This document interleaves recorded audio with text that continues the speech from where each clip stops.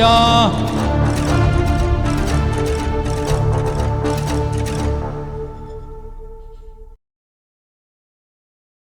கண்மலை மீதன் கால்கள் நிறுத்தி அடிகள் உறுதிப்படுத்தும் எங்கள் இறைவா, எங்கள் இறைவா. கண்மலை மீதன் கால்கள் நிறுத்தி அடிகள் உறுதிப்படுத்தும் எங்கள் இறைவா, எங்கள் இறைவா. கண்மலையானவர் கோட்டை துருகமானவர், கண்மலையானவர் கோட்டை துருகமானவர். எனக்கு ஒத்தாசை வரும் பர்வதமாகி பாதுகாப்பவர், எனக்கு ஒத்தாசை வரும் பர்வதமாகி பாதுகாப்பவர். கண்மலை மீதின் கால்கள் நிறுத்தி அடிகள் உறுதிப்படுத்தும் எங்கள் இறைவா, எங்கள் இறைவா.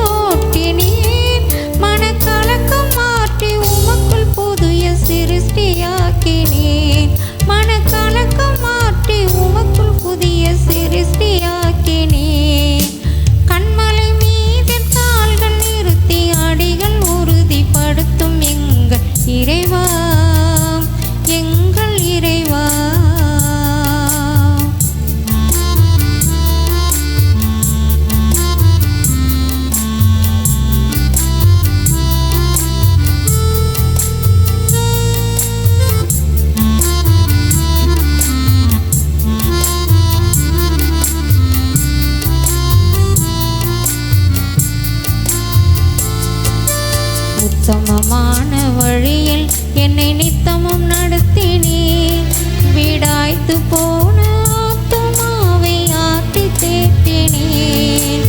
உத்தமமான வழியில் என்னை நித்தமும் நடத்தினீர், விடாய்த்து போன ஆத்துமாவை ஆற்றி தேற்றினீர். உலர்ந்து போன எலும்பை உயிர் கொடுத்து எழுப்பினீர்.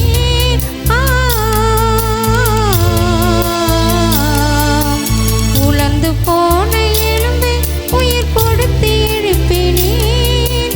பற்றாத நீரூற்றை போல வளமாக்கினீர், பற்றாத நீரூற்றை போல வளமாக்கினீர்.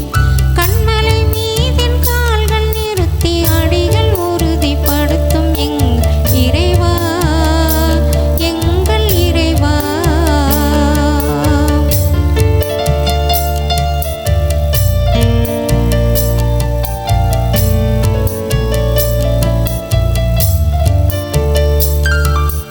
கர்த்தருக்காக பொறுமையுடன் காத்திருந்தேனே, அவர் என்னிடமாக சாய்த்து எந்தன் கூக்குரல் கேட்டார். கர்த்தருக்காக பொறுமையுடன் காத்திருந்தேனே, அவர் என்னிடமாக சாய்ந்து எந்தன் கூக்குரல் கேட்டார். குழியில் விழுந்த மடிந்திடாமல் வலக்கரம் பிடித்தார்.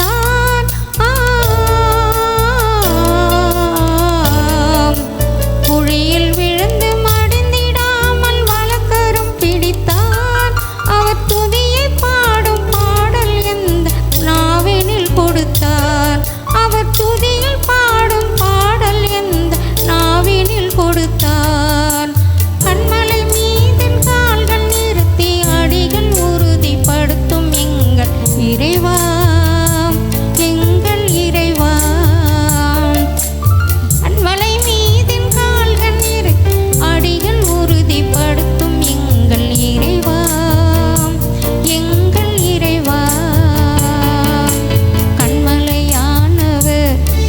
கோட்டை துருகமானவர், கண்மலையானவர், கோட்டை துருகமானவர், எனக்கொத்தாசை வரும் பர்வதமாகி பாதுகாப்பவர்.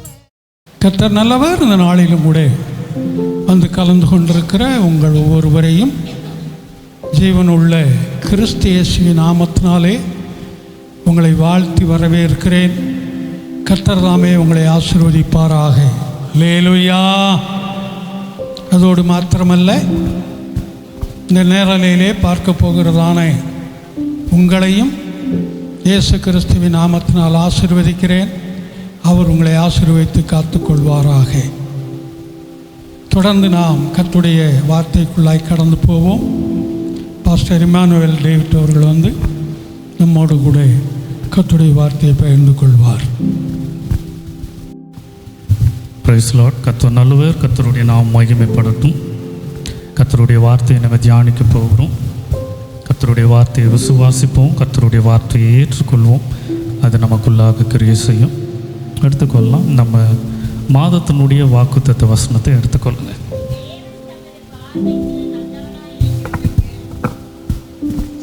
என்னாகுமோ 6:24 எடுத்துக்கொள்ளுங்க. கர்த்தர் உன்னை ஆசீர்வதித்து உன்னை காக்க கடவர். அந்த வசனத்தை திரும்ப வாசிக்கலாம். என்னாகுமோ 6:24. கர்த்தர் உன்னை ஆசீர்வதித்து உன்னை காக்க கடவர். இந்த காரியத்தை குறித்து தியானிக்கும் போது இதற்கு முன்பாக அனனியா, அஸ்ரியா, மிஷாவேல், ஷாத்ராக், மேஷாக், ஆபேத்நேகோ அவர்களை தேவன் எப்படி காப்பாற்றினார், தேவன் அவர்களை காப்பாற்றுவதற்கு அவர்கள் செய்த காரியம் என்ன, இதை குறித்து நம்ம தியானித்தோம். இன்றைக்கு ஒரு சில காரியங்களை குறித்து நம்ம தியானிப்போம். தேவன் எப்படி காப்பாற்றுகிறார், தேவன் காப்பாற்றும் பொழுது என்ன நடக்கிறது. ஏன்னா வேதத்தில் வாசனம் அவர் ஆசீர்வதித்து காப்பாற்றுகிறார். அப்போ தேவன் நம்மை ஆசீர்வதிக்கிறார். தேவன் ஆசீர்வதிக்கிறார் என்றால் அதனுடைய ஒரு பங்கு தேவன் நம்மை மாற்றுகிறார், நமக்கான சூழ்நிலை மனிதர்களை மாற்றுகிறார் என்று யாக்கோபை குறித்து தியானிக்கும் போது அதில் நம்ம பார்த்தோம். இப்போ தொடர்ந்து அவர் காக்கக்கூடியவர், எப்படி காக்கிறார் என்று வேதத்தில் அவர் காத்த ஒரு சம்பவம், ஒரு சூழ்நிலை குறித்து நம்ம இன்னைக்கு தியானிப்போம். அது நமக்கு மிகவும் பிரயோஜனம் உள்ளதாக இருக்கும். எஸ்தர் எழுதின புஸ்தகத்தை நம்ம எடுத்துக்கொள்வோம். எஸ்தர் எழுதின புஸ்தகம். இன்றைக்கு அந்த காரியத்தை நம்ம தியானிக்க போகிறோம். வாசிக்கலாம். 3வது அதிகாரத்தில் 1வது வசனத்தை வாசிக்கலாம். இந்த நடவடிக்கைகளுக்கு பின்பு, எந்த நடவடிக்கைகளுக்கு, இதற்கு முன்பாக சில காரியங்கள் நடந்திருக்கிறது. அது என்ன என்று ஒரு சில காரியங்களை நம்ம பார்க்க போகிறோம். தேவன் இஸ்ரவேல் அதாவது யூத ஜனங்களுக்கு, அவருடைய பிள்ளைகளுக்கு அவர் ஒரு காரியத்தை சொல்லுகிறார். என்ன சொல்லுகிறார் என்றால், அவர்களுடைய மீறுதல், அவர்கள் தேவனுக்கு கீழ்ப்படியாமையினால 70 வருஷம் நீங்கள் அடிமைகளாக இருப்பீர்கள் என்று அவர் சொல்லுகிறார். 3 முறை பாபிலோனிலிருந்து இங்கே இருக்கிறதான கர்த்தருடைய பிள்ளைகள் இஸ்ரவேல் ஜனங்கள் யூதர்களை அவர்கள் சிறைப்பிடித்து கொண்டு போகிறார்கள். இதற்கு முன்பாக நம்ம பார்த்த அந்த ஷாத்ராக், மேஷாக், ஆபேத்நேகோ சம்பவம் சிறைப்பிடித்து கொண்டு போன ஒரு சம்பவம் தான். அப்படி சிறைப்பிடித்து கொண்டு போய் அவர்கள் அந்த தேசத்தில் அவர்கள் அடிமைகளாக இருக்கிறாங்க. அடிமைகளாக இருந்தாலும் நம்ம நினைக்கிறது போல் இஸ்ரவேல் ஜனங்கள் இருந்த அடிமைகளை போல் அவர்கள் இல்லை. அவர்களுக்கென்று நல்ல வேலை, நல்ல உயர்வு, அந்தஸ்தெல்லாம் கொடுத்து அந்த தேசத்தில் அவர்களை உயர்த்தி வைக்கிறார். இப்போ 70 வருடம் முடிய ஆரம்பிக்கிறது. கர்த்தர் சொன்ன வாக்குத்தத்தம் முடிகிறது. 70 வருடம் முடிந்த பின்பு பெர்ஷியர்கள் வந்து பாபிலோனை அவர்கள் ஆட்சி பண்ணுகிறார்கள், அவர்கள் சிறைப்பிடிக்கிறார்கள். கிறிஸ்துவுக்கு முன்பு 516வது ஆண்டு அவர்களை தங்கள் சொந்த நாடுகளுக்கு போவதற்கு அவர்களுக்கு அனுமதி கொடுக்கப்படுகிறது. சிறைப்பிடித்து கொண்டு வந்திருக்கிறாங்க யூதர்கள். அவர்கள் இப்போ பாபிலோன் தேசத்தில் இருக்கிறாங்க. இப்போ இவர்கள் விருப்பப்படுகிறவர்கள், உங்களை விடுதலையாக்குறோம், நீங்கள் சொந்த தேசத்திற்கு போக வேண்டும் என்றால் போகலாம் என்று சொல்லப்படுகிறார்கள். அப்படி சொல்லும் பொழுது தங்கள் சொந்த தேசத்திற்கு போகாமல் அடிமைகளாக கொண்டு வரப்பட்ட தேசத்திலேயே இருந்த ஒரு சில நபர்களில் ஒருவர் தான் மொர்தெகாயும் அக்சால் என்ற எஸ்தரும். ஆனால் நம்ம யோசித்து பார்ப்போம், இப்போ நம்ம ஒரு தேசத்திற்கு அடிமைகளாக கொண்டு போகிறாங்கன்னு வைங்க.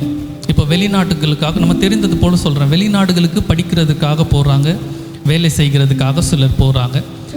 அந்த நாட்டில் நல்ல சுதந்திரமாக இருக்குது, அங்கே நல்லா வசதியாக இருக்குது, நல்லா அவங்க செட்டில் ஆகிட்டாங்கன்னா திரும்ப அவர்கள் தாய் தேசத்துக்கு வருவதற்கு சிலர் விருப்பப்படுறதில்லை. ஏன்னா அங்கே அவங்க சொகுசாக அங்கே நல்லா இருக்காங்க, நம்ம இங்கேயே இருந்துடலான்ற நினைப்பில் அங்கே இருந்துடுறாங்க.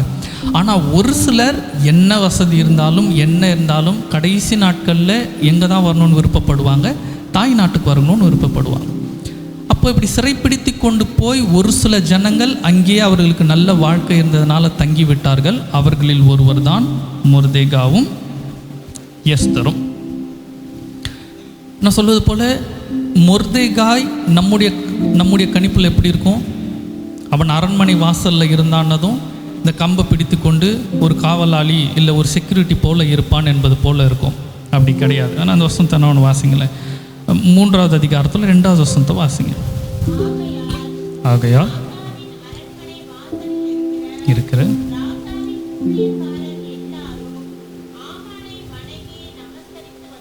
ராஜாவின் வாசல், அரண்மனை வாசலில் இருக்கிற ராஜாவின் ஊழியக்காரர்கள். இதற்கு முன்பாக நம்ம ராகாப்பை குறித்து தியானித்திருக்கிறோம்.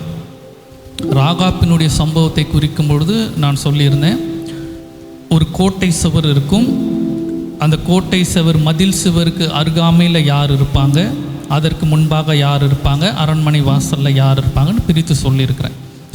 அரண்மனை வாசலில் பொதுவாக இருப்பவர்கள் இங்கு வேதத்தில் குறிப்பிட்டபடி யார் என்றால் அவர்கள் மூப்பர்கள், பிரபுக்கள், அந்த உயர் பதவியில் இருப்பவர் ஆலோசனைக்காரர்கள். இவர்கள் தான் அரண்மனையில் இருப்பார்கள். அரண்மனையில் இருக்கிற பிரபுக்கள்னு சொன்னதும் நம்ம நினைப்பில் இருப்பது போல் அதான் இருக்கும், சேவகர்கள் அப்படி என்று இல்லை. மொர்தெகாய் நல்ல ஒரு உயர்வான நல்ல ஸ்தானத்தில் இருந்தான். எப்படி அடிமைகளாய் சென்றாலும் தானியேல், ஷாத்ராக், மேஷாக், ஆபேத்நேகோ இருந்தார்களோ அதுபோல மொர்தெகாவும் எஸ்தரும் ஒரு நல்ல நிலைமையில் இருந்தார்கள். அவர்கள் ஒரு அடிமைகளைப் போல இல்லை, அவர்களுக்கு ஒரு வாழ்க்கை உயர்வு வந்தது. தன்னுடைய தேசத்திற்கு கடந்து போகலாம் என்று சொன்னபோது இவர்கள் என்ன செய்திருக்க வேண்டும்? தங்களுடைய தேசத்திற்கு இவர்கள் போயிருக்க வேண்டும். ஆனால் இவர்கள் போகலை, இவர்கள் அங்கே தங்கிவிட்டார்கள். அடுத்த ஒரு காரியம், இதற்கு முன்பாக நமக்கு தெரியும், ராஜா அவர்கள் வஸ்தியை அவர் மனைவியாக வைத்திருக்கிறார். அப்போ பிரபுக்கள், ராஜாக்கள் எல்லா நாடுகளிலும் இருந்து அவர்களுக்கு விருந்து வைக்கிறாங்க.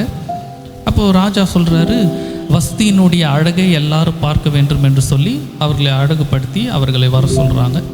இப்போ வஸ்தி சொல்கிறா, இல்லை என்னால் இப்படி வர முடியாது என்று சொல்லி அவன் ராஜாவின் கட்டளைக்கு அவள் கீழ்ப்படிய மடிக்கிறாள். இப்போ அங்கே ஆலோசனை இருக்கிறவர்கள் எல்லாம் சொல்கிறாங்க, மற்ற ராஜாக்கள், வஸ்தி இப்படி பண்ண ஆரம்பிச்சிட்டா, ராஜாவை மதிக்கவில்லை என்றால் மற்ற நாடுகளில் இருக்கிறதான அரசிகளும் மக்களும் ஜனங்களும் இதே போல் செய்வாங்க, தங்களுடைய கணவரை மதிக்க மாட்டாங்க. அதனால் வஸ்தியை நீங்கள் ஒதுக்கி வைத்துட்டு வேறொரு பெண்ணை திருமணம் செய்ய வேண்டும் என்று சொல்லி ஆலோசனை கொடுக்குறாங்க. இந்த ஆலோசனை ராஜாவுக்கு நன்றாக இருக்கிறது. அதனால் 127 நாடுகளிலிருந்தும் நல்ல அழகான இளம் கன்னிகைகளை அழைத்து கொண்டு வருகிறார்கள். அப்படி அவர்களில் வந்த ஒருவர் தான் எஸ்தர். இப்போ இன்னொரு கேள்வி, எஸ்தர் எந்த இனத்தை சேர்ந்தவள்? அவள் யூத ஜனத்தை சேர்ந்தவள். வேதத்தில் கர்த்தருடைய கட்டளையின்படி யூதர்கள் புறஜாதியரை என்ன செய்யக்கூடாது? திருமணம் செய்யக்கூடாது. கர்த்தருடைய கட்டளை அதான் இருந்தது. அவர் அதை விருப்பப்படுவதில்லை. ஆனால் இங்கு மொர்தெகாவும் எஸ்தரும் என்ன செய்கிறார்கள்? மொர்தெகா என்ன செய்திருக்கக்கூடாது? அனுப்பியிருக்கக்கூடாது. ஆனால் மொர்தெகா அனுப்புனான், எஸ்தரை அனுப்புனான். எஸ்தரும் திருமணத்திற்கு அவள் ஒருவேளை சொல்லியிருக்கணும், நம்ம யூதர்கள் ஆயிற்றே, இந்த தேசத்தில் அடிமைகளாக இருக்கிறோம், நம்முடைய தேசத்திற்கு போகணும், இந்த காரியத்திற்கு நம்ம இணங்கக்கூடாது என்று சொல்லி அவளும் சொல்லலை. அவளும் அவனுக்கு கீழ்ப்படில்லான், திருமணம் செய்கிறாள். இவர்கள் இருவரும் செய்தது தவறான ஒரு காரியம்தான், இது செய்திருக்கக்கூடாது. ஆனால் ஒன்று என்ன, கர்த்தரிடத்துல திரும்பும்பொழுது, கர்த்தருக்கென்று நாம் எழுந்து வைராக்கியமாய் நிற்கும்பொழுது, சில நேரங்களில் நாம் செய்த தவறுகளையே கர்த்தர் நமக்கு நன்மையாக அவர் மாற பண்ணக்கூடியவர். சில நேரம் நம்ம செய்துருவோம் இல்லையா, நம்ம சில நேரம் கோபத்தில் தவறுகள் செய்துருவோம், சில நேரம் சூழ்நிலைகள் நிமித்தம் தவறுகள் செய்துருவோம். நம்ம அநேக நேரம் விருப்பப்படுறதில்ல, சில நேரம் ஏதோ ஒரு ஆசைகளோ கட்டாயத்தின் நிமித்தமோ ஏதோ ஒரு காரியத்தில் தவறு செய்துருவோம். அவர்கள் வயதிற்கு உட்பட்டு, அவர்கள் வாழ்க்கைக்கு உட்பட்டு ஏதோ ஒரு தவறை நம்ம செய்கிறோம். தவறு செய்தாலும் அந்த கர்த்தர் தவறு நிமித்தம் அவர் தண்டிப்பதல்ல. கர்த்தரிடத்தில் மனம் திரும்பும் பொழுது, கர்த்தருக்காக வைராக்கியம் பாராட்டி நிற்கும் பொழுது, கர்த்தர் அந்த தவறினால் ஏற்பட்ட பாதிப்பு இல்லை, அந்த தவறையே கூட கர்த்தர் நன்மையாய் மாற்றுவார். அந்த தவறுலேருந்து சில பாடங்களை நம்ம கற்றுக்கொள்வோம். அந்த தவறுலேருந்து சில உயர்வு வரலாம், சில காரியங்களில் நம்ம காக்கப்படும். ஏதோ ஒரு காரியம் இங்கே அப்படி தான் நடந்தது. இவர்கள் 2 பேரும் செய்த தவறை கர்த்தர் நன்மையாக மாற்றுகிறார். இவர்கள் செய்திருக்கக்கூடாது, செய்தார்கள். இவர்கள் எப்படி மாறினார்கள், கர்த்தர் என்ன செய்தார் என்பதை வரக்கூடிய இதில் நம்ம திரும்ப பார்ப்போம். எடுத்துக்கொள்ளலாம். 5வது வசனத்தை வாசிங்க.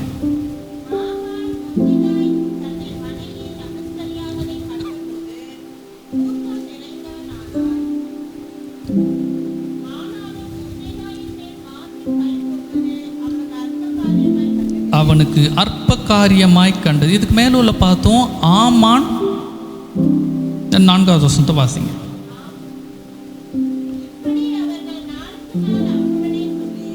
இப்படி நாளுக்கு நாள் அவனோடு சொல்லியும் அவன் தங்களுக்கு செவி கொடாத போது. இப்போ மொர்தெகாயின் இடத்துல நான் விசுவாசிக்கிறேன், அவன் இடத்துல ஒரு மாற்றம் இருக்கு. கர்த்தருடைய பிள்ளை, நான் கர்த்தருடைய ஜனமாக இருக்கிறோம். நாம் மற்றவர்களுக்கு தலை வணங்கக்கூடாது. யாரை மட்டும்தான் நம்ம ஆராதிக்கணும், சேவிக்கணும்? தேவனை மாத்திரம்தான் சேவிக்க வேண்டும். இந்த எண்ணம் முழுவதுமாக முன்பாக இருந்திருந்தால் எந்த சூழ்நிலையிலும் மொர்தெகாய் எஸ்தரை, ராஜாவை திருமணம் செய்ய கலக்க அவன் அனுமதித்திருக்க மாட்டான். என்ன சொல்ல வரேன்? அந்தரங்கத்தில் பாவம் செய்வது போல அந்தரங்கத்தில் மனம் திரும்பக்கூடிய நபர்களும் இருப்பார்கள். அதை நம்ம மறந்து விடக்கூடாது. இன்றைக்கி வெளி தோற்றமாக என்ன ஆயிரும்? ஒருவர் வெளிப்படையாக ஒரு தவறு செய்திருப்பாங்க, அந்த தவறு எல்லாருக்கும் தெரிய வந்திருக்கும், அது ஒரு பேச்சு இருக்கும். கொஞ்ச நாட்களுக்கு பின்பாக அவர்கள் வாழ்க்கையில் நல்லா இருப்பாங்க, ஊழியத்தில் நல்லா இருப்பாங்க, ஊழியத்தை எழும்பி செய்வாங்க, கர்த்தர் அவர்களை எடுத்து பயன்படுத்துவார். இப்போ நம்முடைய நினைப்பு என்ன இருக்கும்? அவர்கள் செய்த, இவனை பற்றி தெரியாதா, இவன் எப்படி இருந்தான்னு எனக்கு தெரியாதா, இல்லை உங்கள் குடும்பம் பற்றி எனக்கு தெரியாதா, இவங்க என்ன செஞ்சாங்க, எல்லாம் நம்ம பழைய காரியத்தை தான் எடுத்துகிட்டு இருப்போம். கர்த்தர் அப்படிப்பட்டவர் அல்ல, நினைவு கொள்ள வேண்டும். ஒருவேளை ஆரம்பத்தில் விழுந்திருக்கலாம், தவறி போயிருக்கலாம், ஆனால் கர்த்தரிடத்தில் மனம் திரும்பும்பொழுது கர்த்தர் மீண்டும் அவர்களை எடுத்து பயன்படுத்துவதற்கு அவர் வல்லமை உள்ளவர். அதை நம்ம தெரிஞ்சுக்கணும்.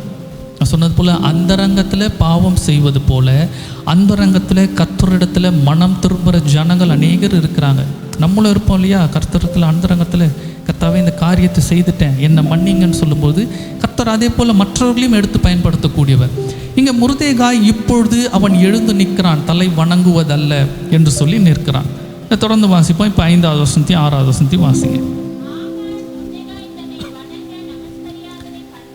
நமஸ்கரியாததை கண்ட பொழுது மூர்க்கம் நிறைந்தவனானான்.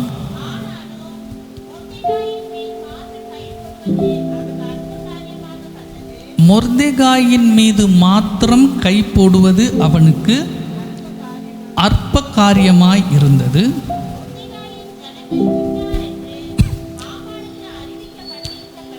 மொர்தெகாயின் ஜனங்கள் இன்னார் என்று ஆமானுக்கு அறிவிக்கப்பட்டிருந்தபடியால்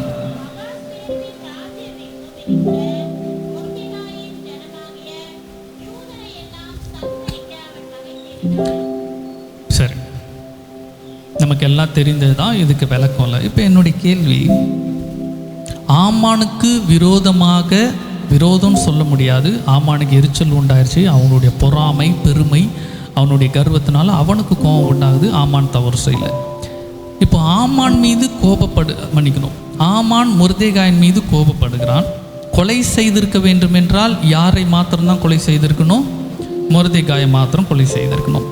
இப்போ அவனுக்குள் இது வேதத்திலே சொல்லுது, மொர்தெகாவின் மீது மாத்திரம் கை போடுவது அவனுக்கு ஒரு அற்ப காரியம், அது ஒரு பெரிய விஷயமே இல்லை. சரி, மொர்தெகாவை எனக்கு கொலை பண்ணுறது பெரிய விஷயம் இல்லை. அதற்கு மேற்படி செய்யணும் என்றால் என்ன செய்திருக்கலாம்?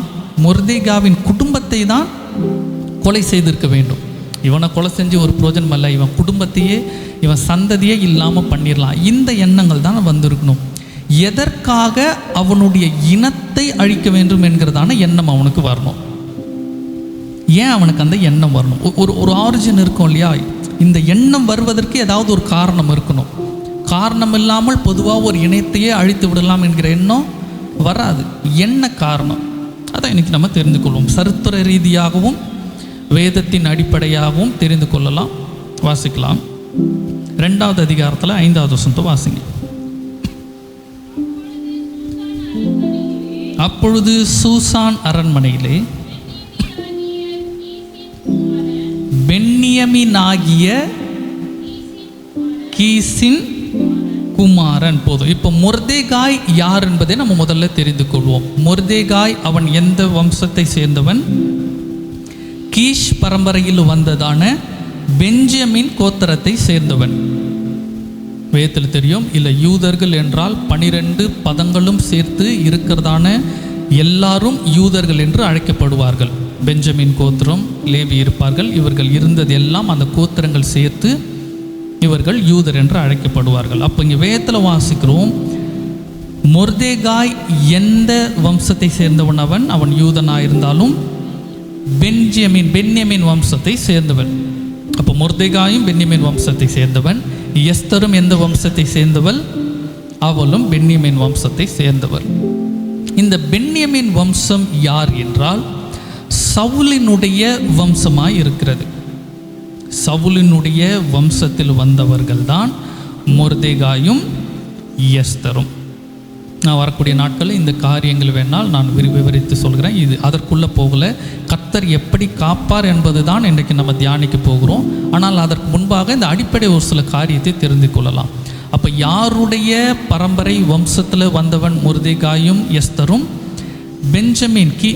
பெஞ்சமின் வம்சத்தில், அதாவது கீஷ் பரம்பரையில் பெஞ்சமின் கோத்திரம், சவுலினுடைய வம்சங்கள், அந்த ராஜாவின் வம்சம். இதற்கு முன்பாக நம்ம பார்த்தோம், ரூத் யாருடைய வம்சத்தில் வந்தவள்? அவள் ராஜாவின் வம்சத்தில் வந்தவள், ராஜாவினுடைய மகள், அவள் குமாரத்தி. இது போல இவர்களும் இந்த ராஜ பரம்பரையில் வந்தவர்கள், சவுலினுடைய அந்த வம்சத்தில் வந்தவர்கள். சரி, இப்போ ஆமான் எந்த வம்சத்தை சேர்ந்தவன்? அவன் என்ன காரியம் என்று பார்க்கலாம். எடுத்துக்கொள்ளுங்க.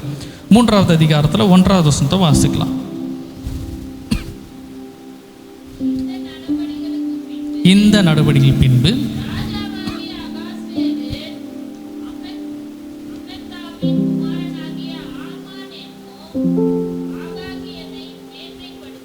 திரும்ப ஒரு முறை வாசிங்க தெளிவாத.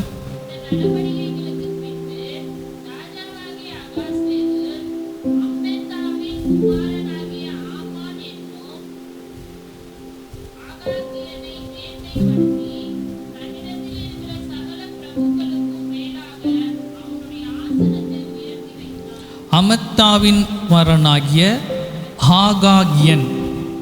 இதுக்கு முன்பாக பார்த்தது போல அவர்கள் கீஷ், அவர்கள் முன்னோர்கள் எந்த பரம்பரை என்று சொல்லி வந்தது போல இங்கு வரும்போது ஆமான் யாருடைய வம்சத்தில் வந்தவன்? ஆகாகியன். சரி, இந்த ஆகாகியன் யார் என்பதை நம்ம தெரிந்து கொள்ள வேண்டும். ஆகாகியன் அமலேக்கியருடைய ராஜா. அவன் தான் ஆகாகியன். இந்த அமலேக்கியன் யார்? அதை நம்ம தெரிஞ்சுக்கொள்ளலாம். எடுத்துக்கொள்ளுங்க. 1 சாமுவேல் எழுதின புஸ்தகம் 15வது அதிகாரத்தை எடுத்துக்கொள்ளுங்க. 1 சாமுவேல் எழுதின புஸ்தகம் 15வது அதிகாரம் 2வது வசனத்தையும் 3வது வசனத்தையும் வாசிக்கலாம்.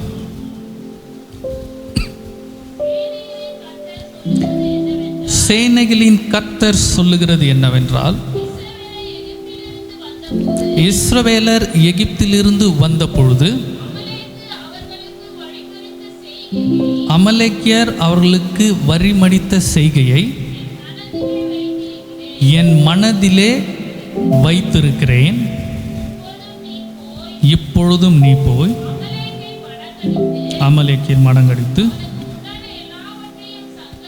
அவனுக்கு உண்டான எல்லாவற்றையும் சங்கரித்து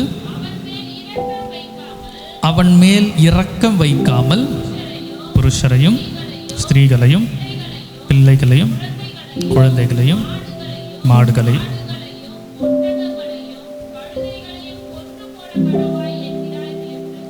போதும். இப்போ சாமுவேல் தீர்க்கதரிசியின் மூலமாக சவுல் ராஜாவுக்கு தேவன் ஒரு கட்டளையை கொடுக்கிறார்.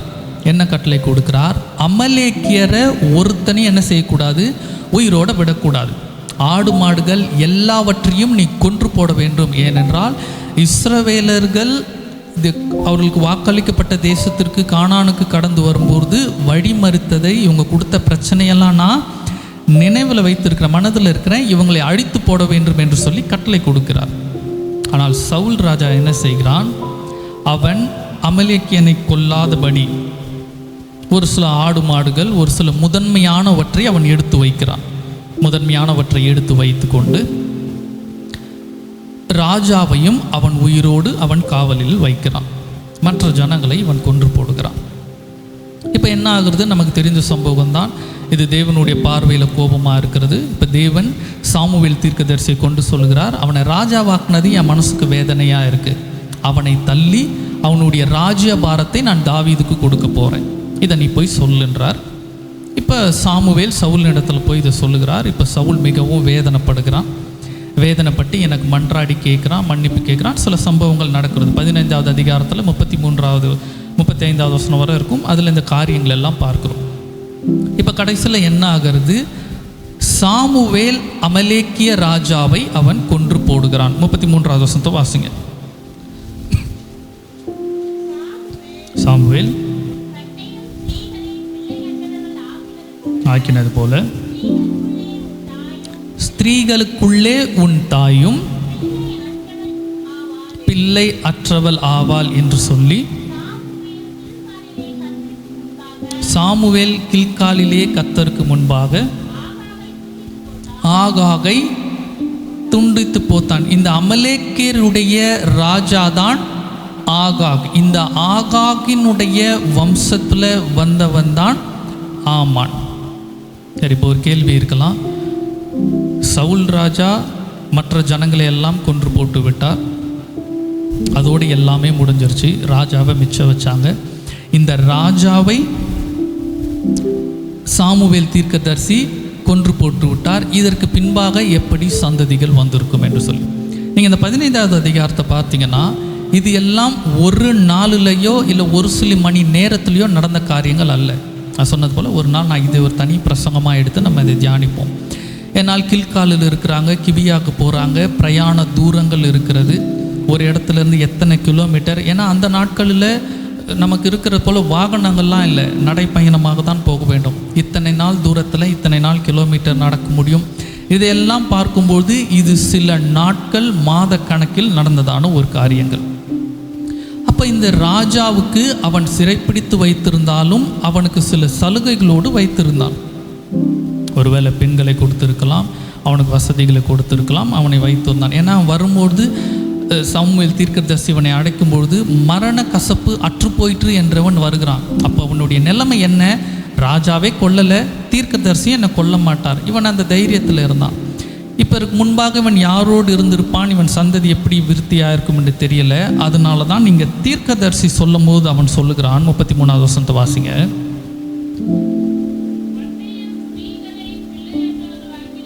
உன் பட்டயம் ஸ்திரீகளை பிள்ளையற்றவள் ஆக்கினது போல ஸ்திரீகளுக்குள்ளே உன் தாயும் பிள்ளையற்றவள் ஆவாள். ஆவாள் என்றால் என்ன அர்த்தம்? இதற்கு பின்பாக நடக்க போகின்ற காரியம் தீர்க்க தரிசனமாக சொல்லுவது. இந்த அமலேக்கியருடைய சந்ததி, இந்த ஆகாகின் வம்சம் இருந்தாலும் கர்த்தர் ஒரு நாள் என்ன செய்வார்? பிள்ளையற்றவளாய் ஆவாள். பூமியில் உன் சந்ததியே இருக்காது. இந்த தீர்க்க தரிசனம் தான் எஸ்தர் புஸ்தகம் வரும்பொழுது இங்கே நிறைவேற ஆரம்பிக்கிறது. ஒருவேளை சாமுவேல் மாத்திரம் சொன்ன காரியத்தை சவுல் ராஜா அப்பொழுதே கீழ்ப்படிந்திருந்தால் எஸ்தர் என்ற ஒரு புஸ்தகம் நமக்கு வந்திருக்காது. அன்றைக்கு அவன் விட்ட ஒரு தப்பு, ஒரு மிச்சம். ஏன்னா நான் சொன்னது போல் இந்த சரித்திரத்தை எடுத்து பார்க்கும்போது ஆமானுடைய வம்சங்கள் எல்லாம் வரும்பொழுது சரித்திரத்திலும் வேதத்திலிருந்து இன்னும் சில ஆதாரங்களும் பார்க்கும் பொழுது இவனுடைய வம்சத்திலிருந்து வந்தவன் இவன். இப்போ நமக்கு தெரிய ஆரம்பிக்கும் மொர்தெகாய் யாருடைய வம்சத்தில் வந்தவன்? அவன் பெஞ்சமின் கோத்திரம் சவுலின் வம்சத்தில் வந்தவன். ஆமான் யாருடைய வம்சத்தில் வந்தவன்? அமலேக்கிய ராஜா ஆகாகின் வம்சத்தில் வந்தவன். இப்போ ஆமானுடைய கோபம் என்னன்னு நமக்கு தெளிவாக தெரியும். எங்களுக்குன்னு ஒரு தேசம் இல்லாதபடி, எங்களுக்குன்னு ஒரு ஜனங்கள் குடிமக்கள் இல்லாதபடி எங்களை அழித்து போட்டது யார்? இந்த யூதர்கள் தான். இந்த கோபம் வர்றதுனால்தான் இப்போ இவன் மொத்த ஜனத்தையும் அழிக்க வேண்டும் என்று சொல்லி வகை தேடுறான். இப்போ எனக்கு வாய்ப்பு வந்திருக்கு நான் திரும்ப செய்கிறதுக்கு. நாங்கள் ராஜ குடும்பமாக இருந்தோம், நாங்கள் உயர்வாக இருந்தோம், எங்களுக்கு உரியதை அடித்து எங்களுக்கு ஒரு பட்டணம் இல்லாமல் பண்ணி, எங்களுக்கு தேசம் இல்லாமல் பண்ணி, எங்கள் ஜனங்கள் எல்லாம் அழித்து போட்டது யார்? இந்த கோத்திரம் நீங்கள் தான். இந்த கோபம், இந்த வன்மை தான் மொத்த இனத்தையும் அழிக்க வேண்டும் என்கிறதான இந்த கோபத்தை இவனுக்கு உண்டு பண்ணுகிறது. இது பார்க்கணும் என்று சொன்னால், இது நடந்த காரியங்கள், இந்த சவுல் சம்பவம் நடந்த காரியம், அவன் அமலேக்கியரை விட்டு வைத்தது, இந்த காரியம் நடந்தது கிறிஸ்துவுக்கு முன்பாக 1012 நடந்ததான ஒரு காரியங்கள். ஆனால் இப்பொழுது இந்த சம்பவம், இந்த எஸ்தரின் சம்பவம் நடப்பது கிறிஸ்துவுக்கு முன்பாக 483வது வருடத்தில் நடக்கிறது. அப்போ சுமார் 600 வருடங்கள் இடைவெளி. 600 வருடங்கள் இடைவெளி ஆனாலும் கர்த்தர் கொடுத்த தீர்க்க தரிசனம், கர்த்தர் கொடுத்த வாக்கு மாறி போகவே இல்லை. அது இந்த இடத்துல நடக்கிறது. உன் தாய் பிள்ளையற்றவளாவால், அமலேக்கியர் என்ற ஒரு சந்ததி இருக்காது என்று அவர் சொன்ன தீர்க்க தரிசனம் இந்த இடத்துல அது நிறைவேற ஆரம்பிக்கிறது. இதற்கு தவறி போயிருந்தாலும், கர்த்தருடைய வார்த்தையை சில காரணங்களால் செய்யாமல் போனாலும், கர்த்தர்க்கென்று எழுந்து நிற்கும்பொழுது இந்த மனிதர்களை வைத்தே கர்த்தர் அந்த காரியத்தை செய்ய துணிந்தவர். இன்றைக்கு ஒருவேளை நம்ம யோசிக்கலாம், கர்த்தர் என்னை ஆசீர்வதிப்பார், கர்த்தரிடத்தில் நான் ஜெபித்த காரியங்கள், கர்த்தரிடத்தில் பெற்ற வாக்கு தத்தங்கள் எனக்கு சில வேளை 5 வருஷமாக நடக்கலை, 10 வருஷமாக நடக்கலை, 15 வருஷம் நடக்கலை, இல்லை நம்ம உயிரோடு இருக்கிற வயதையே நம்ம கணக்கில் வைத்துக்கொள்வோம். இத்தனை வருடமாக நடக்கலையே, இது இவ்வளோ தான் முடிஞ்சிருச்சேன்னு நினைவில் வைத்துக்கொள்வோம். 600 வருடங்கள் ஆனாலும் கொடுத்த வார்த்தையை நினைவில் வைத்து கர்த்தர் செய்வார் என்றால் 600 வருடங்கள் இல்லை, 600க்கும் மேலே போகணும். ஏன்னால் சவுலின் காலம் வரைக்கும் அவர் அமலேக்கியரை குறித்து சொல்லும் போது 600 வருடம், அதற்கு முன்பாக இஸ்ரவேலர்கள் வழி மறுத்தது அதற்கு முன்பாக போகும். இத்தனை வருடங்கள் ஆனாலும் கர்த்தர் சொன்ன வார்த்தையை நினைவில் வைத்திருப்பார் என்றால், கர்த்தர் நமக்கு கொடுத்த வாக்குறுதியும் கர்த்தர் நிச்சயம் நினைவில் வைத்திருப்பார். இப்போ நம்ம சொல்ல முடியுமா, போன வருடம் இந்த நாளில் இல்லை இந்த மாதத்தில் கர்த்தர்கிட்ட எந்த வார்த்தையை நம்ம வாக்கு தத்தமாய் பெற்றோம், எந்த காரியத்தை நமக்கு கர்த்தர் பேசினாருன்னு நம்மளால் சொல்ல முடியுமா? நமக்கு நினைவு இருக்காது, மறந்து போயிடும். ஒரு வருஷம் கூட நம்மளால் நினைவு வைக்க முடியாது. சில வேளை குறிப்பிட்ட வசனங்கள், குறிப்பிட்ட ஒரு காரியத்தை நம்ம ஜெபித்து கொண்டே இருப்பதை நினைவில் வைத்திருப்போம். ஆனால் எல்லா காரியமும் நினைவில் வைத்திருக்க மாட்டோம். ஆனால் கர்த்தர் ஒரு காரியத்தை சொல்லுவார் என்றால் கர்த்தர் நிச்சயம் அதை நிறைவேற்றுவார். அது எவ்வளவு நாளானாலும் அது கால தாமதமாகாது, அது மாறி போவதே இல்லை. இங்கே அப்படி தான் நிறைவேற்றுகிறார். சரி, இப்போ இந்த சம்பவத்துக்கு வருவோம். இப்போ இதனால் இவர்களுக்குள்ளாக சண்டை வருகிறது, இவர்களை அழித்து போட வேண்டும் என்று நினைக்கிறார். இப்போ 7வது வசனத்தை வாசிக்கலாம்.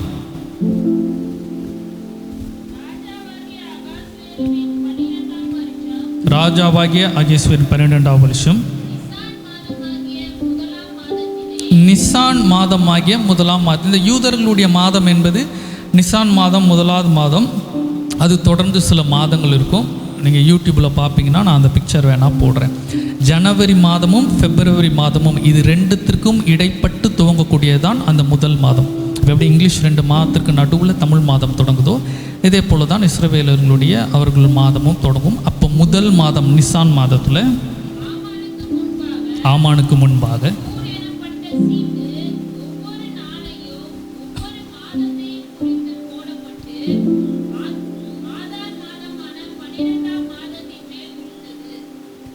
இப்போ மொத்த யூதர்களையும் அழிக்கும்படியாக இவர்கள் எந்த மாதத்தில் சீட்டு போடுகிறார்கள்? முதல் மாதத்தில் சீட்டு போடுகிறார்கள். இவர்களை அழிக்க வேண்டும் என்று சொல்றதான தேதி எப்பொழுது அவர்களுக்கு முடிவாகிறது? 12ஆம் மாதத்தில் நிறைவாகிறது. அப்போ இந்த மொத்த யூதர்களுக்கும் இனி அவர்களுக்கு கொடுக்கப்பட்ட நேரம் எவ்வளவு நாள் தான்? 1 வருடம் மாத்திரம்தான். அவர்கள் வாழ்க்கையில் முடிவடைவதற்கு, அவர்கள் நினைத்ததை செய்வதற்கு, அவர்கள் விரும்பிய காரியத்தை பண்ணுவதற்கு பூமியில் அவர்களுக்கு கொடுக்கப்பட்ட கால அவகாசம் 1 வருடம் மாத்திரம்தான். இதுதான் அவர்களுடைய சூழ்நிலை. இன்றைக்கி நம்மளுடைய வாழ்க்கையிலையும் அப்படிப்பட்ட சூழ்நிலைகள் இருக்கான்னு யோசித்து பார்ப்போம். சூழ்நிலைகளை விட நினைப்பு அப்படி இருக்கா? சில காரியங்கள் என்ன செய்வோம், இதுதான் நேரம், இதற்குள்ளே என்ன செஞ்சிடணும். இதை விட்டுட்டா அப்புறம் என்ன செய்யாது, நடக்காது, முடிஞ்சு போயிடுச்சு, அவ்வளவுதான். இதுதான் என் காலம், இந்த நேரத்துக்குள்ளே தான் செஞ்சாகணும், இதுக்கப்புறம் என்ன நடக்க போகுது தெரியலையே, இதுதான் ஒரு டெட்லைன். இப்படி காலத்தினால் இவ்வளவுதான் முடியும் என்று இருக்கிற சூழ்நிலையில் இருந்து கர்த்தர் இந்த ஜனங்களை முதலாவது காத்தார். நம்ம தெரியும், கர்த்தர் சூழ்நிலைகளுக்கும் காலங்களுக்கும் அவர் அப்பாற்பட்டவர். எது ஒரு முடிவாய் நமக்கு தோன்றுகிறதோ அந்த முடிவை கர்த்தர் அதிசயமான சந்தோஷமான துவக்கமாய் மாற்றுவதற்கு கர்த்தரால் முடியும்.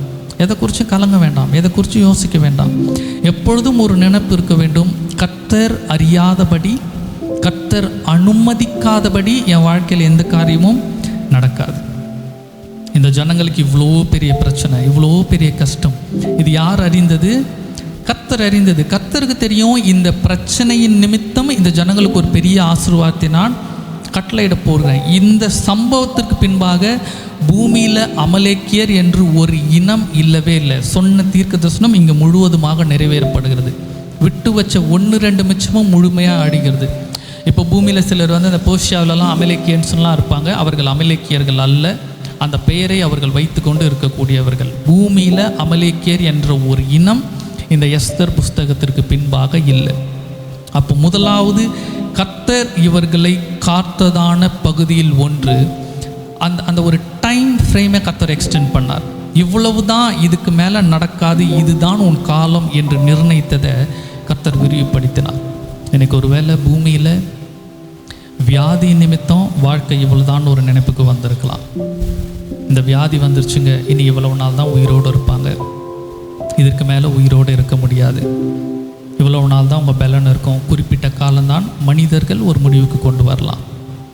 நமக்கு இருக்கிற வருமானத்தை வைத்து, நம்முடைய சூழ்நிலைகளை வைத்து, நாம் எதிர்பார்க்கிற திட்டங்களையோ ஏதோ நாம் செய்வதற்கு சில காரியங்களை வைத்து இவ்வளவு தான் உங்கள் காலம், 1 வருஷம்தான், 3 மாதம்தான், இல்லை இன்னும் 1 மாதம்தான், இதுக்குள்ளே செஞ்சிடணும், இதுக்குள்ளே பண்ணணும், இல்லைன்னா அவ்வளோதான், இதோடு முடிஞ்சிடும், இதுக்கப்புறம் நம்ம நினச்சாலும் என்ன செய்ய முடியாது, பண்ண முடியாது, நடக்காது. இப்படிப்பட்ட எண்ணெல்லாம் இருந்ததுன்னா இதெல்லாம் தூக்கி போட்டுட்டு சொல்லுவோம், எஸ்தரையும் மொர்தேகாவையும் அவர்கள் வணங்கின அதே தேவனை தான் நான் வணங்கி கொண்டிருக்கிறேன்.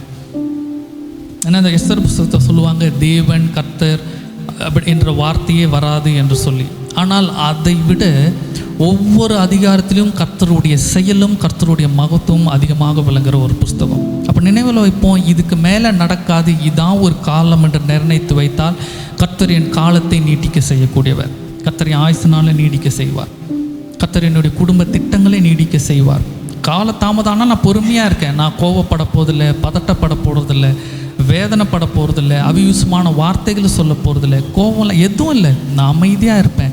ஏனால் எல்லாம் கர்த்தர் அறிந்த ஒன்று. கர்த்தருக்கு எப்படி செய்ய வேண்டும் என்று தெரியும், அவர் பார்த்து கொள்வார். அப்போ நினைவில் வைத்துக் கொள்வோம், இவர்களுடைய காலம் முடிவு இவ்வளவுதான் என்று நிர்ணயித்ததிலிருந்து கர்த்தர் இவர்களை முதலாவது காத்து கொண்டார்.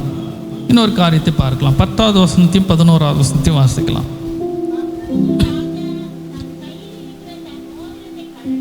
கழட்டி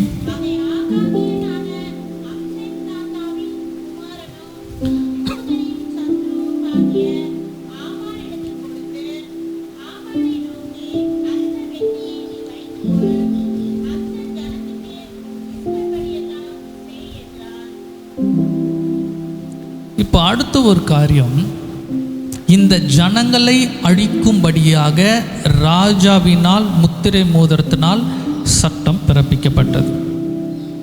அதாவது முத்திரை மோதிரத்தில் ஒரு காரியத்தை போற்றுவிட்டால் அதை யாராலும் மாற்றவே முடியாது, மாற்றுறதுக்கு வாய்ப்பே கிடையாது. ஏன்னா சாதாரண ஒரு சிற்றரசன் அல்ல, இவன் 127 நாடுகளை ஆளக்கூடியவன், பெரியவன், ஒரு ராஜா. இவன் வார்த்தைக்கு அவ்வளவு மதிப்பு இருக்குது, இவன் சொன்னால் அது நடக்கும், அதில் மாற்றமே இல்லை. நான் உதாரணத்துக்கு தெரிந்தது போல் சொல்கிறேன். இப்போ பிரதம மந்திரியாக இருப்பவர்களோ முதலமைச்சர்களாக இருப்பவர்களோ ஒரு சட்டம் இயற்றி விட்டார்கள், இதை போட்டுட்டோன்னு சொல்லிட்டாங்க. அந்த காரியத்தை மாற்ற முடியுமா? அது மாறாது. ஏன்னா அவர்கள் போட்டதான், அதை மாற்றவே முடியாது. அது அவ்வளோ உறுதியான ஒன்று. ஒரு நாடை ஆளக்கூடியவர்களுக்கே இவ்வளவு அதிகாரம் இருந்தால் யோசித்து பார்ப்போம். ஒரு 127 நாள் ஒரு வல்லரசாக இருக்கக்கூடியவன் இவன் முத்திரை மோதிரமிட்டான். இப்போ ஜனங்களுடைய நினைப்பு என்னவாக இருந்திருக்கும், அவர்களுடைய மனநிலை என்னவாக இருந்திருக்கும்? ஒருவேளை பிள்ளைகள் திருமணத்தை குறித்து கனவு கண்டிருக்கலாம், அவர்கள் வீடு கட்டுவதை குறித்து கனவு கண்டிருக்கலாம், தொழில் விருத்தியை குறித்து கனவு கண்டிருக்கலாம், சில தாய்மார்கள் கர்ப்பமாக இருந்திருக்கலாம், பிள்ளையை வளர்ப்பதை குறித்து அவர்கள் கனவு கண்டிருக்கலாம். பலதரப்பட்ட சூழ்நிலையில் இருப்பாங்க. இப்போ இந்த எல்லா ஜனங்களுக்கும் இன்னும் நீங்கள் 1 வருஷம்தான் உயிரோடு இருப்பீங்க, அடுத்த வருஷம் இந்த நாளை நீங்கள் பார்க்க போகிறது இல்லை, இது உறுதின்ற ஒரு நிலைமை வந்துட்டால் அந்த ஜனங்களுடைய மனநிலை எப்படி இருக்கும்? கொஞ்சம் நம்மளை யோசித்து பார்ப்போம். நமக்கு அப்படி ஒரு சூழ்நிலை இருக்குது, நம்ம அடுத்த வருஷம் இந்த நாள் உயிரோடு இருக்க மாட்டோம், இன்னும் 1 வருஷம்தான் நமக்கு கால தாமதம்னா நம்ம எவ்வளோ வேதனையில் இருப்போம், எவ்வளவு கண்ணீர் இருப்போம், ஒவ்வொரு நாளும் எவ்வளவு கஷ்டப்படுவோம். கர்த்தர் இவர்களுடைய வேதனையிலிருந்து, துக்கத்திலிருந்து, நடக்கவே நடக்காது என்று முடிவுபட்ட காரியத்திலிருந்து இவர்களை அவர் காத்துக்கொண்டார். இன்னைக்கு சங்கீதத்தில் பார்த்தது போல கர்த்தர் தம்முடைய ஜனத்திற்கு சமாதானம் அருளி அவர்களை ஆசீர்வதிப்பார். கர்த்தர் ஆசீர்வதிக்கிறார். ஆசீர்வதிப்பதற்கு முன்பாக அவர்களுக்கு என்ன கொடுக்கிறார்? சமாதானத்தை கொடுக்கிறார், ஒரு அமைதியை கொடுக்கிறார். நீ கவலைப்படாத, தைரியமாக இரு, கர்த்தர் பார்த்துக்கொள்வார். பின்பு அவர் ஆசீர்வதிக்கிறார். நம்ம எப்பொழுதும் இந்த ஒரு பதட்டத்திலேயே இருக்கோம், ஒரு கோபத்திலேயே இருக்கோம், ரொம்ப ஒரு மாதிரி இருக்கும், ஆன்ஷியஸாகவே இருக்கோம்னா கர்த்தர் ஆசீர்வதிக்கிறது இல்லை. ஏன்னால் அந்த ஆசீர்வாதத்தை கொடுத்தா இருக்கிற அந்த சூழ்நிலையிலேருந்து ஆசீர்வாதத்தை நமக்கு எடுத்து தான் போடுவோம். ஏதாவது பண்ணி நம்ம ஏதாவது தேவையில்லாமல் நம்ம கோபத்தில், நம்ம எமோஷனில் ஏதாவது பண்ணி கர்த்தர் கொடுக்கறத நம்ம சரியாக செய்ய மாட்டோம். அதனால தான் முதலாவது அவர் சமாதானத்தை கொடுத்துறார், நம்ம அதை அமைதிப்படுத்துகிறார், சாந்தப்படுத்துகிறார். பின்பு கர்த்தர் நம்மை ஆசீர்வதிக்கிறார். இந்த ஜனங்களுக்கும் கர்த்தர் அதுதான் செய்தார். நடக்கவே நடக்காது என்று இருக்கக்கூடிய சூழ்நிலை முடிவு செய்யப்பட்டது. இவ்வளவுதான். இன்றைக்கு நம்ம வாழ்க்கையிலையும் எந்த சூழ்நிலையெல்லாம் இதுதான் முடிவு, இது மாறாது என்று மனிதர்கள் சொல்லலாம், இல்லை நமக்குள்ளாகவே சில வேளை பிசாசானவன் வார்த்தைகளை தூவலாம். அந்த நேரத்திலெல்லாம் நினைவு கொள்ள வேண்டியது, கர்த்தர் இந்த மாதத்தில் என்னை காப்பேன் என்று சொல்லியிருக்கிறார். எப்படி யூத ஜனங்களுக்கு அழிவு நிச்சயம் என்று முடிவுப்பட்டதை கர்த்தர் மாற்றி காப்பாற்றினாரோ அதே போல கர்த்தர் என்னையும் என் குடும்பத்தையும் கர்த்தர் காத்துக்கொள்வார். இது ஒரு சாதாரண ஒரு சம்பவம் அல்ல, கர்த்தர் காத்து கொண்டது. இது பெரிய ஒரு சம்பவம். இன்னும் நான் தெளிவாக சொல்லணும்னா, ஒருவேளை இந்த ஜனங்கள் எல்லாம் அழிக்கப்பட்டிருந்தால் இந்த சந்ததியை என்ன செய்திருக்கும்? பூமியில் இல்லாமல் போயிருக்கும். அப்போ கர்த்தர் காத்தது ஒரு மனிதனை மட்டுமல்ல, ஒரு சந்ததியவே அவர் காத்திருக்கிறார். தலைமுறையாக வாழ்வதற்கு கர்த்தர் இந்த நாளில் வழி செய்திருக்கிறார். இதுதான் கர்த்தருடைய காப்பாற்றுதல். கர்த்தர் காப்பாற்றின இந்த ஒரு காரியத்தினால எத்தனை ஜெனரேஷன், எத்தனை பிள்ளைகள் பிறந்திருக்கிறாங்க, எத்தனை சந்ததி வளர்ந்துருக்கு, எவ்வளவு மகிழ்ச்சி இருந்திருக்கு, எவ்வளவு நல்ல காரியங்கள் இதற்கு பின்பாக நடந்திருக்கு. யோசித்து பார்ப்போம். எத்தனை திருமணங்கள் நடந்திருக்கும், எத்தனை பேர் படித்திருப்பார்கள், எத்தனை பேர் உயர்ந்திருப்பார்கள், எத்தனை குழந்தைகள் பிறந்திருக்கும், எவ்வளவு நல்ல காரியங்கள் நடந்திருக்கும். அத்தனை மகிழ்ச்சியும் சந்தோஷமும் நடப்பதற்கு கர்த்தருடைய காப்பாற்றுதல் இங்கு தேவைப்பட்டது. அப்போ விசுவாசிப்போம், கர்த்தர் நம்மை காப்பாற்றுவார் என்றால் அது நமக்கு மட்டும் சொந்தமாவதல்ல, இதற்கு பின்பாக நம்முடைய பிள்ளைகளின் பிள்ளைகளுக்கும் அது சொந்தமாக போகுது. அநேக மகிழ்ச்சிகளை நம்ம காணப்போகிறோம், அநேக ஆசீர்வாதங்களை நம்ம பார்க்க போகிறோம். அதுதான் கர்த்தருடைய காப்பாற்றுதல் செய்ய போகிறது. எந்த மனசை தளரவிடவே வேண்டாம், விசுவாசிப்போம். வேதத்தின் சொன்னபடி கர்த்தருடைய பிள்ளைகளாகிய நாம் நம்முடைய பிள்ளைகளின் பிள்ளைகளை காண்பதற்கு கர்த்தர் கிருபை செய்வார். கர்த்தருடைய வருகை தாமதிக்கும் என்றால் பிள்ளைகளின் பிள்ளைகளை காண்பதற்கு, சமாதானத்தை பார்ப்பதற்கு, ஆசீர்வாதங்களை பார்ப்பதற்கு, அநேகருக்கு ஆசீர்வாதங்களாக இருக்கும்படி கர்த்தர் நம்மை காத்து கர்த்தர் நடத்தக்கூடியவர். அந்த ஒரு எண்ணத்தை விட வேண்டாம். இங்கே அப்படி தான் அநேக காரியத்தில் காத்து கொண்டார். ஆமானுடைய கோபத்திலிருந்து காத்து கொண்டார். அவ்வளோ மூர்க்கமானவன், அவன் கோபத்திலிருந்து இந்த ஜனங்களை காத்தார், முர்தேகாவையும் எஸ்தரையும் காத்தார். இன்னைக்கு நம்மீது யாரெல்லாம் கோபத்தோடு எரிச்சலோடு இருக்கிறார்களோ அவர்களிடத்திலிருந்து கர்த்தர் நம்மை காத்துக்கொள்ள போதுமானவர். அதை விசுவாசிப்போம். ஆமானுடைய மனைவி குடும்பமாக சேர்ந்து முர்தேகாவுக்கு விரோதமாக அவர்கள் திட்டங்களை போடுறாங்க. மொத்த இஸ்ரவேல் ஜனங்களை அழிக்கணும் என்பது வேறு, மன்னிக்கணும், யூத ஜனங்களை அழிக்க வேண்டும் என்று திட்டம் வேறு. முர்தேகாய்க்கு தனிப்பட்ட ரீதியில் தூக்கு மரத்தை செய்து அவர்களை போட வேண்டும் என்று ஒரு குடும்பம் ஆலோசிக்கிறது. அதிலிருந்து கர்த்தர் காத்து கொண்டார். விசுவாசிப்போம். நமக்கு விரோதமாய் எந்த மனிதன், எந்த குடும்பங்கள் நம்மை அழிப்பதற்கு யோசனை செய்தாலும், திட்டங்கள் வகுத்தாலும், கர்த்தர் அதிலிருந்து நம்மை காத்துக்கொள்ளக்கூடியவர். அதை மாறவே வேண்டாம். அதற்கு இவர்கள் செய்ததான ஒரே ஒரு காரியத்தை மக்களும் பார்க்கலாம். எடுத்துக்கொள்ளுங்க. 13வது அதிகாரத்திலிருந்து 16வது வசனம் வரைக்கும் வாசிங்க.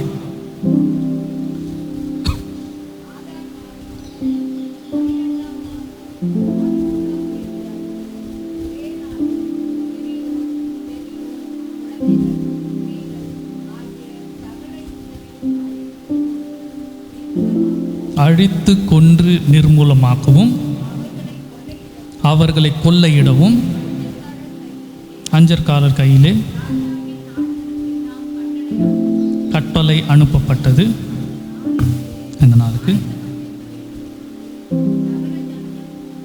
சகல ஜனங்களுக்கும் கூறி நடக்கப்பட்டது. இப்போது 7வது வசனத்தை வாசிங்க. 3வது அதிகாரம் 7வது வசனம்.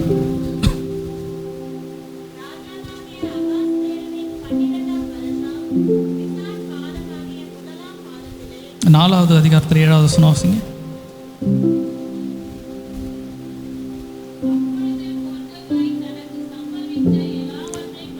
தனக்கு சம்பவித்த எல்லாவற்றை பற்றியும்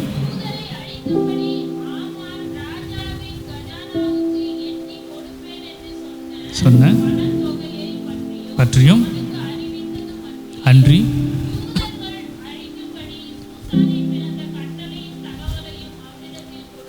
கொடுத்து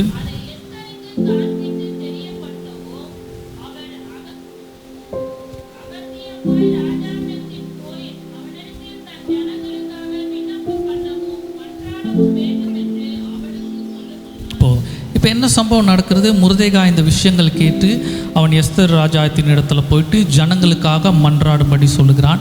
இவன் ரட்டு உடுத்தி கொண்டு உட்கார்ந்துருக்கிறான். இது எஸ்தருக்கு தெரிய வந்து அவள் உடைகளை கொடுத்து மாற்ற சொல்கிறா. இவன் வாங்க மாட்டேன்றான். இப்போ எஸ்தர் சொல்லி அனுப்புகிறா, ராஜா அழைக்கப்படாதபடி யாராவது அவரோட சமூகத்தில் போனால் அவங்க கொலை செய்திருவாங்க. ஏன்னா ராஜா செங்கோலை நீட்டணும், அதை தொட்டால் அவர்கள் அனுமதி இல்லை என்றால் கொலை செய்து விடுவார்கள் என்று சொல்லி. இப்போது முர்தேகாய் சொல்கிறான், அரண்மனையில் இருக்கிறதுனால நீ தப்பித்து கொள்வேன்னு நீ நினைக்காத, சொல்ல முடியாது. இந்த ஜனங்களை காப்பதற்காக கர்த்தர் உன்னை ராஜா, அதாவது ராஜஸ்தானத்தில் ராஜாத்தியாக உன்னை தேர்வு செய்திருக்கலாம். நீ இல்லை என்றால் இஸ்ரவேலுக்கு ரட்சிப்பு வேறு இடத்துலேருந்து வரும். அதுதான் சொல்கிறான். விசுவாசிப்போம். நம்ம எதிர்பார்க்கிற மனிதர்கள், எதிர்பார்க்கிற சூழ்நிலையிலேருந்து ஒரு காரியம் வரலன்னா இதுதான். இப்போ முர்தேகாய் நினப்பில் வைக்கல. முர்தேகாய் வந்து தயவு செஞ்சு நீ தாமா சொல்லணும், நமக்கு வேறு யாருமே இல்லை, நம்ம இனத்தை சேர்ந்தவ தானே நீ தானே போய் பேசணும், நீ எப்படியாவது கொஞ்சம் பேசு, முயற்சி பண்ணி, இதெல்லாம் அவன் சொல்லலை. நான் சொல்கிறேன், நீ செய்யலைன்னா இஸ்ரவேலுக்கு ரட்சிப்பு வேறு இடத்துலேருந்து வரும். அப்போ இவன் நம்பிக்கை யார் மீது இருந்தது? கர்த்தர் மீது இருந்தது. என்றைக்கு நம்முடைய நம்பிக்கையை கர்த்தர் மீது வைக்கிறோமோ, கர்த்தர் அன்றைக்கு நமக்காக இறங்கி காரியத்தை செய்யக்கூடியவர். அல்லேலூயா. விசுவாசிப்போம். மனிதர்கள் அல்ல, கர்த்தரை நம்பணும். இவன் சொல்கிறான், நீ இல்லைனா வேறு இடத்துல வரும், நீ போய் பேசுன்றான். இப்போ அவளும் சொல்கிறா, எனக்காக நீங்கள் உபவாசம் பண்ணுங்க, என் உயிரை பணைய வைத்து நான் ராஜாவின் இடத்துல நான் போகிறேன். இதுதானே அவர்களுக்குள்ளே இருந்த மாற்றம். இப்படி கர்த்தருக்காக வைராக்கியமாக. முர்தேகாய் தன்னை மட்டும் காப்பாற்றிக்க அவன் கேட்கல. இல்லை, ராஜா எஸ்தர் இடத்துல போயிட்டு நீ என்னன்னு சொல்லாத, என்னையும் காப்பாத்திரு, இதெல்லாம் அவன் சொல்லலை. அவன் சொல்கிறான், தேசத்திற்காக, தன்னுடைய ஜனங்களுக்காக, கர்த்தருக்காக வைராக்கியமாக எழுந்து நிற்கிறான். இஸ்ரவேலுக்கு எங்கேருந்து வேணால் ரட்சிப்பு வரும், நீ போய் சொல்லு, கட்டளையிடுறான். இவளும் உயிரை பணைய வைத்து இவள் போகிறாள். இவர்களோட அநேகருடைய உபவாசம், அநேகருடைய ஜபங்கள், கண்ணீர் கர்த்தருடைய சமூகத்தில் எட்டினது. இவங்க நினச்சிருக்கலாம், என்ன இவன் ஒருத்தன் பிரச்சனைக்காக வரான், நம்ம ஜபம் பண்ணுறோம், கர்த்தரை விடுதலை கொடுக்கிறார் என்று. ஆனால் தேவனுக்கு தெரியும், அவர் கொடுத்த தீர்க்க தரிசன வாக்கு தத்தம் இன்னும் என்ன செய்யப்பட்டிருக்கு, மிச்சம் வைக்கப்பட்டிருக்கு. அமலேக்கியர்ன்ற ஒரு இனமே இருக்கக்கூடாது. அந்த ஆகாகியன் வம்சத்தினால் வந்த ஒரு அமலேக்கியன் இங்கே இருக்கான். இவனை அடிப்பதற்காக, மொத்த ஜனங்களை அடிப்பதற்காக கர்த்தர் இந்த பிரச்சனையை அவர் அனுபவித்தார். ஏன்னா யோசித்து பார்ப்போம், பல லட்ச ஜனங்களை அழிப்பதற்கு பல லட்ச ஜனங்கள் தேவைப்படணும். யாரெல்லாம் யூதர்களுக்கு விரோதமாக எழுந்தார்களோ, இப்போ யூதர்கள் அவர்களுக்கு விரோதமாக எழுந்து அவர்களை மடங்கடித்தார்கள். காரியம் மாறுதலாய் முடிந்தது. இன்றைக்கு இந்த ஆலயத்தை விட்டு கடந்து போகும்பொழுது இந்த காரியத்தை தான் நினைவில் வைத்து கொண்டு போகிறோம். கர்த்தர் நம்மை காத்து கொண்டு இருக்கிறார், இனியும் காப்பார். எதற்கு அவர் காக்கிறார்? இன்னும் அநேக சந்ததிகளை, அநேக சந்தோஷங்களை நாம் பார்ப்பதற்கு கர்த்தர் நம்மை காக்க போகிறார். இதுதான் நிச்சயம், முடிவாயிருச்சு. கர்த்தர் அதை மாற்றப் போகிறார். இதுக்கு மேலே நடக்காது காலங்கள். கர்த்தர் அதை மாற்றப் போகிறார். இதற்குள்ள முடியலன்னா பிரச்சனையாக இருக்கும் நம்ம நினச்சிட்டு இருக்கதை இதற்கு பின்பாக தான் கர்த்தர் ஆசீர்வாதமாக மாற்றப் போகிறார். இதை நினைவில் வைத்துக்கொள்வோம். சூழ்நிலையை மாறுதலாய் மாற்ற கர்த்தரால் கூடும். நமக்கு விரோதமாக இருக்க கோபங்கள், மூர்க்கங்கள், சதி திட்டங்கள் எல்லாவற்றிலிருந்தும் கர்த்தர் நம்மை காத்துக்கொள்வார். இப்போ மாதத்தினுடைய வாக்குத்தத்த வசனத்தை திரும்ப எடுத்துக்கொள்ளலாம். கர்த்தர் உன்னை ஆசீர்வதித்து உன்னை காக்க கடவர். சபையில் எல்லாரும் சொல்லுவோம், கர்த்தர் என்னை ஆசீர்வதித்து கர்த்தர் என்னை காக்க கடவர். அறிக்கையிடுவோம். நம்ம எல்லாரும் கண்களை மூடுவோம், கர்த்தரை நோக்கி பார்ப்போம். கர்த்தருடைய சமூகத்தில் அறிக்கையிட்டு இருக்கிறோம். வாயின் வார்த்தையை கர்த்தர் அங்கீகரிக்கக்கூடியவர். மரணமும் ஜீவனும் நாவின் அதிகாரத்தில் இருக்கிறது. அதில் பிரியப்படுகிறவர்கள் அதன் கனியை புசிப்பார்கள். நாவின் பிரதியுத்திரம் கர்த்தரால் வரும். கர்த்தரிடத்தை சொல்லுவோம், கர்த்தாவே, எங்களுடைய வார்த்தை உம்முடைய சமூகத்தில் எட்டாதபடி இருக்கிற எங்கள் அக்கிரமங்கள், எங்கள் மீறுதல்கள், பாவங்கள் எல்லாம் ஒரு விசையாய் உம்முடைய இரத்தத்தினால, உம்முடைய இரக்கம், கிருபை, தயவினால மன்னிங்க, மாற்றுங்க. நாங்கள் என்று சொன்னது போல கர்த்தர் எங்களை ஆசீர்வதித்து எங்களை காக்க கடுவார் என்று வேத வார்த்தையை நம்பி வாயிலே அறிக்கையிட்டிருக்கிறோம். அதனுடைய செயல் மிக பிரம்மாண்டமாக இருக்கும். நினைப்பதற்கும் நாம் யோசிப்பதற்கும் விட பிரமிக்கத்தக்கதாக இருக்கும். எஸ்தர் சம்பவத்தில் செய்த அதே விட பெரிய காரியங்கள் கர்த்தர் நம்முடைய தனிப்பட்ட வாழ்க்கையில் செய்ய வல்லமையுள்ளவர். விசுவாசிப்போம். நம்ம வாழ்க்கை முடிய போகிறதில்லை. நாம் காணாத ஆசீர்வாதங்களை இனி நம்ம காணப்போகிறோம். நம்ம முடிவுக்கு வந்திருப்போம்ல, இதெல்லாம் இனி நம்ம வாழ்க்கையில் நடக்காது, இதெல்லாம் கிடைக்காது, முடிஞ்சிருச்சு, இவ்வளவுதானு அதையெல்லாம் தூக்கி போட்டுருவோம். சர்வ வல்லமை உள்ள தேவனை ஆராதிக்க வந்திருக்கிறோம். சூழ்நிலைகளை மாற்றக்கூடிய தேவனை ஆராதிக்க வந்திருக்கிறோம். காரியத்தை மாறுதலாய் பண்ணக்கூடிய தேவனை நம்ம ஆராதிக்க வந்திருக்கிறோம். இன்றைய தினத்திலிருந்து இந்த மாதத்தில் கர்த்தர் பெரிய ஆசீர்வாதத்தை நமக்கு கொடுப்பார் என்பதில் சந்தேகமே அல்ல. கர்த்தர் நிச்சயம் செய்வார் என்ற விசுவாசத்தோடு கரங்களை உயர்த்தி நம்ம கர்த்தரை ஸ்தோத்தரிப்போமா? ஸ்தோத்திரம், ஸ்தோத்திரம், ஸ்தோத்திரம். எல்லாம் சேர்ந்து சொல்லுவோம். என் ஆத்துமாவே கர்த்தரை ஸ்தோத்தரி, என் முழு உள்ளமே பரிசுத்த நாமத்தை ஸ்தோத்தரி. என் ஆத்துமாவே கர்த்தரை ஸ்தோத்தரி, அவர் செய்த சகல உபகாரங்களை மறவாதே. ஆமென். நம்முடைய கர்த்தராக இயேசு கிறிஸ்துவின் கிருபையும் பிதாவாகிய தேவனுடைய அன்பும் பரிசுத்த ஆவியானுடைய ஆலோசனை வழிநடத்தல் சமாதானம் நம் அனைவரோடும் கூட வர தடைப்பட்ட கர்த்தருடைய பிள்ளைகளோடு கூட இன்றும் என்று சதா காலங்கள் நிலைத்திருப்பதாக. ஆமென். அல்லேலூயா, அல்லேலூயா. கர்த்தர் தாமே உங்களை